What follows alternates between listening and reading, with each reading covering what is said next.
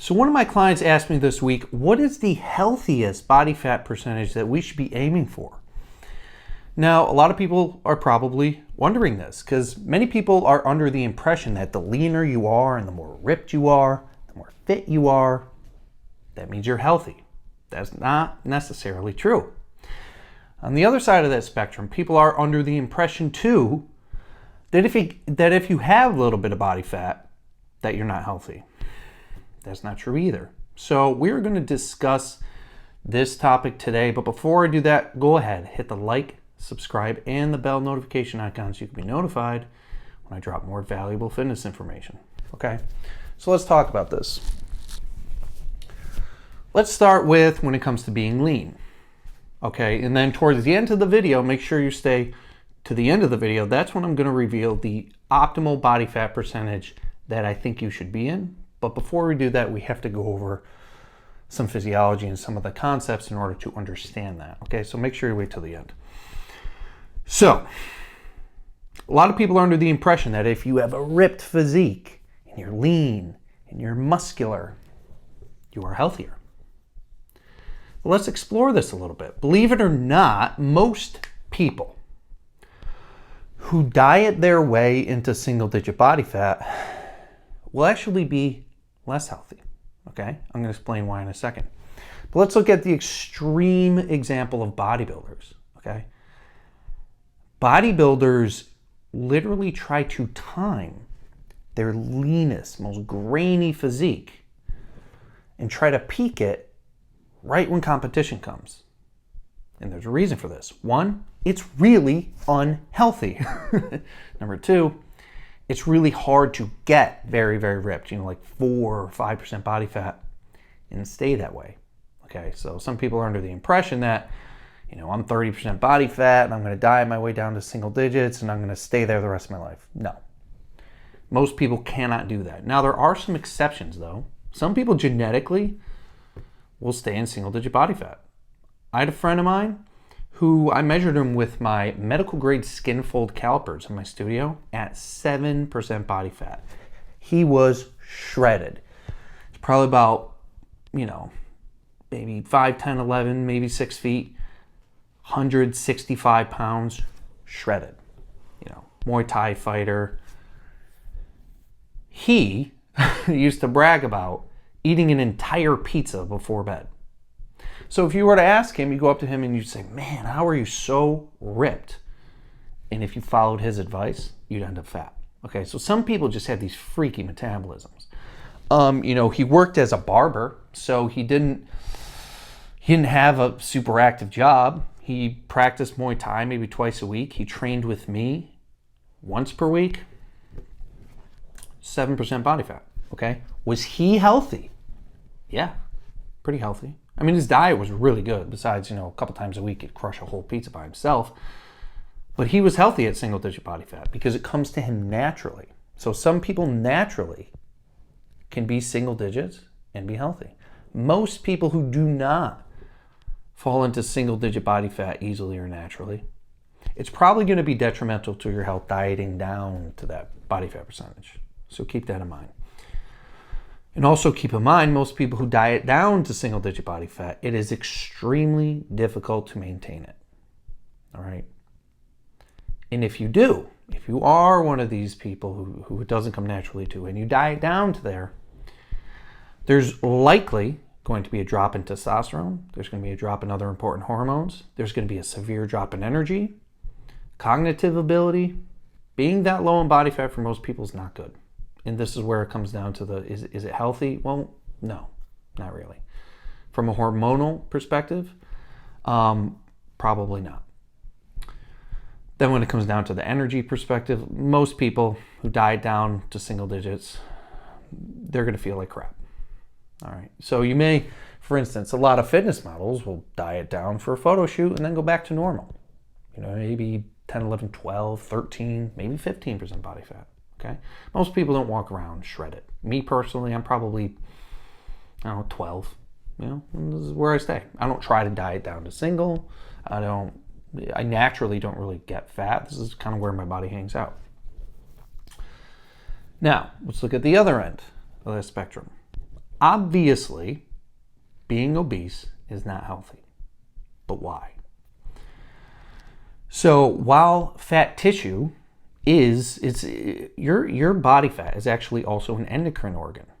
Adipose cells release cytokines and stimulate the release of certain hormones, which if your body fat is too low, it's bad. If your body fat is too high, it's bad. All right? Now, when it comes to being unhealthy for having a lot of body fat is an inflammatory tissue. Again, they produce these cytokines. Okay, so if you have too much body fat, you will be systemically inflamed. What this generally leads to is inflammation of your blood vessels, an increase in endogenous cholesterol, therefore leading to an increase in cardiovascular risk or a decrease in cardiovascular health. And it all comes down to the inflammation of the blood vessels in your cardiovascular system that was a side effect of carrying too much of this inflammatory body fat. All right, so that's where it becomes unhealthy. But when does this kind of happen? Of course, it's going to depend on the individual. Okay, but I would say probably somewhere around 30% body fat, 25 to 30% body fat is when you're carrying too much fat tissue to where it may be detrimental to your health. But around 20% body fat even, you're likely very fine. You're fine. But you cannot be obese and be healthy. Okay? Obviously not. I don't care what anyone says. You can be healthier, and I've had some clients who would train with me twice a week. They wouldn't adjust their diet. It's just something they weren't going to do. I didn't push it. But the least we could do is push their muscles really hard in order to try to stimulate improvements in the cardiovascular system. So this did help them. But did it make my obese clients who refuse to diet, did it make them healthy? No. Did it improve their health? Yes. Did it make them healthy? No. And this is why strength training is also very important for obese people, because if you look at a CT scan of an obese person versus a lean person, you will notice that obese people suffer from muscle atrophy. A lot of people are under the impression that, since they're big and obese, that they must, build more muscle by carrying around all that extra weight. But actually the opposite is true. The fat tissue is absorbing most of the calories because they're in such a ridiculous surplus and the fact that most obese people are not stimulating their muscles, insulin sensitivity on the muscle cells goes down, insulin sensitivity on the adipose fat cells goes up. Now the fat is growing and the muscles are being starved and they're atrophying. So what you'll find is a lot of muscle atrophy with obese people, the opposite of what you would think. Now we know that muscle is a precursor for health and longevity. Another reason why being obese is not healthy. If you're not strength training, of course, because of the muscle atrophy accompanied with it. All right, so now all that's cleared out. What's the best body fat percentage to be at? It's going to be a broad range. Okay, probably, I would say realistically anywhere from 10 to 25 is fine. I think you can be relatively healthy in that range. Obviously, the closer you get to obese, the worse. The closer you get to being shredded, worse. What do I think is the ideal body fat percentage that most people should be aiming for? That is sustainable, that also looks good. I would say around 15%. I think most people would be happy around 15%. You wouldn't be ripped, but you would have visible muscles. And you certainly wouldn't be fat. And it wouldn't be that difficult to get to 15% body fat and maintain it, which is the most important part. A lot of people, not everybody, can get ripped, but some people can get ripped. But maintaining it is a different story. Very, very difficult. Now keep in mind too, some people literally don't have the genetics to get ripped. They have too many fat cells. They have too much excess skin. There's plenty of things that go into it. They don't have, when it comes to their abdominals, they don't have the muscular anatomy or muscular structure or tendinous inscriptions to even have a six-pack. You could look at The Rock. The Rock does not have deep tendinous inscriptions in his abdominals. That's why they're not very visible despite, being relatively lean. So I would say about 15% is the best because it's attainable and it's sustainable. I have people in my coaching getting to 15%, maintaining it all the time. Sure, you could push the needle a little more in the other direction if you want to get leaner from time to time.